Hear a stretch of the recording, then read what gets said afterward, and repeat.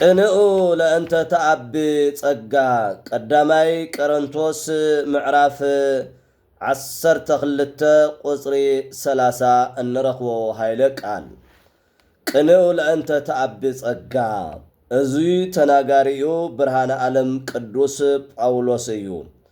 ስለዚህ ቅንዓት ክልተ ዓይነት እዩ፣ መንፈሳዊ ቅንዓትን ኢመንፈሳውን ቅንዓትን። ስለዚህ ቅዱስ ጳውሎስ አውዝ ዝናገረ ዘሎ ስለ መንፈሳዊ ቅንዓት እዩ። ለእንተ ተአቢ ጸጋ ነታ ተዓቢ ጸጋ ቅንኡ። እዛ ጸጋ እዚኣ እንታይ እያ እንተይልና ፍቅሪ ማለት እዩ።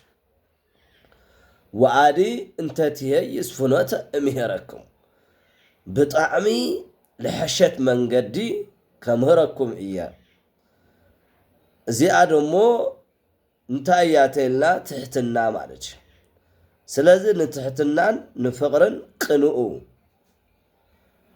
መንፈሳዊ ቅንዓት ክንብል ከለና ንፍቅሪ ቅንኡ። ገለ ገለ ይፋቀሩ ኣለዎ፣ ንሕና እውን ንፋቀር ኢና። ገለ ሰብኣይ ሰበይትን ብጣዕሚ ደስ ይብሉ ይፋቀሩ እሞ ንሕና እውን ሰብኣይ ሰበይትን ክንፋቀር ይግበአና ክንብል ይግባእ እምበር ገለን ስለዝፋቀሩ ክነባእስ ክንብል የብልና። ስለዚህ ልታ ዓበየት ጸጋ ንታ ፍቅሪ ቅንኡ፣ ተቀዳደሙ፣ ትሕትና እውን ሓዙ ኢሉ ቅዱስ ጳውሎስ የስተምህረና።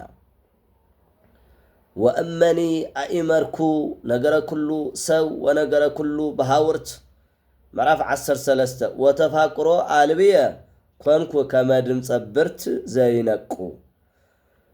ናይ ኩሉ ሰብ ቋንቋ እኳ እተተናገርኩ፣ ናይ ኩሉ ዓለማት ቋንቋ እኳ እተፈለጥኩ፣ ወተፋቅሮ አልብየ ኮንኩ ከመ ድምፀ ብርት ዘይነቁ።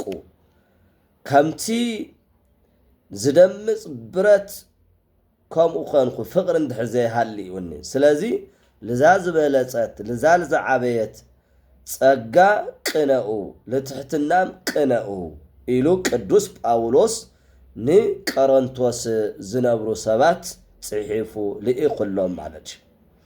ስለዚህ ዘእንበለ ፍቅር ከንቱ እቱ፣ ብዘይ ፍቅሪ እውን ከንቱ እዩ ከም ንብል ንሕና። ስለዚህ መንፈሳዊ ቅንዓት ማለት ደቂ ሰባት ይጾሙ ኣለዉ እሞ ንሕናም ክንጸውም ይግብአና። ደቂ ሰባት ይፋቀሩ ኣለዉ እሞ ንሕና እውን ክንፋቀር ይግባእ ዝብል መንፈሳዊ ቅንዓት እዩ። ኢ መንፈሳዊ ቅንዓት ደሞ መዝሙረ ዳዊት 36 ይትቅናእ ላዕሊ እኩያን ወኢ ገበርቲ አመፃ። ኣብ ላዕሊ እኩያን ኣይትቕናእ፣ ኣብ ልዕል ዝሰርቁ፣ ኣብ ልዕል ዝዕምፁ፣ ኣብ ልዕል ሰብ ዝቀትሉ፣ ኣብ ልዕል ሰብ ዘቃልሉ፣ ኣብ ልዕል ዘይጾሙ፣ ኣብ ልዕል ሃይማኖቶም ዝቅይሩ ኣይትቕናእ ወኢ ገበርቲ አመፃ። ዓመፅን ኣብዚ ልዕል ዝፍጹም ኣይትቕናእ። እገለ ይሰርቕ ኣሎ ኣነ እውን ክሰርቕ እየ ይትበል። እገለ ነብሲ ይቀትሎ ኣሎ ኣነ እውን ክቀትለ ይትበል። እገለ ይዝምኦ ኣሎ ኣነ እውን ክዝምኦ ኣይትበል። እስመ ከመ ሃምለ ፍልጡነ ይወድቁ። እዚ ዝገብሩ ከምቲ ጎመን ቅርድድድ ኢሉ ወዲያውን ልወድቅ ከምኡ ቅርድድድ ኢሎም ክጠፉ እዮም ይብል ነብዩ ዳዊት። ስለዚህ መንፈሳዊ ቅንዓትን ኢመንፈሳዊ ቅንዓትን ክልተ ዓይነት ኣለውና። ንሕና ካብዚኦም እንታይ ክንገብር ኣለና? እንታይ ክንሕዝ ኣለና? እንተይና መንፈሳዊ ቅንዓት ክንሕዝ ይግባእ፣ ኢ መንፈሳዊ ቅንዓት ክነርሕቕ ይግባእ። ከዚ ኣብ ዓለምና ሰፊኑ ነጊሱ ዘሎ ኢ መንፈሳዊ ቅንዓት እዩ። እገለ ከምዚ ሃፍቲ ረኺቦ ኣሎሞ ከመይ ጌርና ነጥፍዐዮ፣ እገለ ይሰርቕ ኣሎሞ ምስኡ ክንኸይድ ኢና፣ እገለ ሌባ እዩ እሞ ብጣዕሚ ጀግና እዩ ኢና ንብል ዘላ። መንፈሳዊ ቅንዓት ግን እገለ ፀዋሚ እዩ፣ እገለ ትሕት እዩ እሞ ኣነ እውን ትሕትና ክሕዝ ክንብል ይግባእ። ስለዚ ቅዱስ ጳውሎስ ቅንኡ ለእንተ ተአቢ ጸጋ ነታ ዝዓበየት ጸጋን ንበለጸት መንገድን ቅንኡ። ንዚኣ ደሞ ንትሕትናን ንፍቅርን እዩ።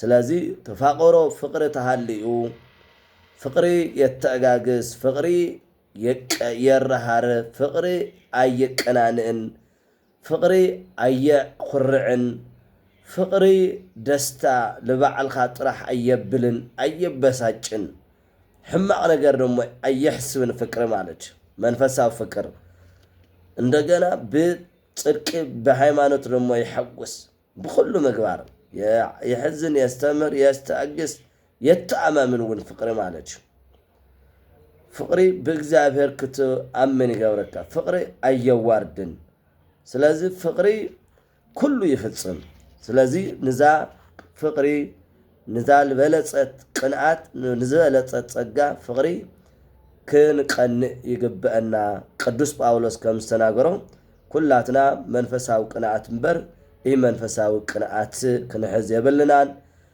أب قدوس باولوس حاديرو زغسص أملاك زمخرن زغسص أملاك أبانا حاديرو زغسص أملاكنا استمسغنا زخبر يخون آمين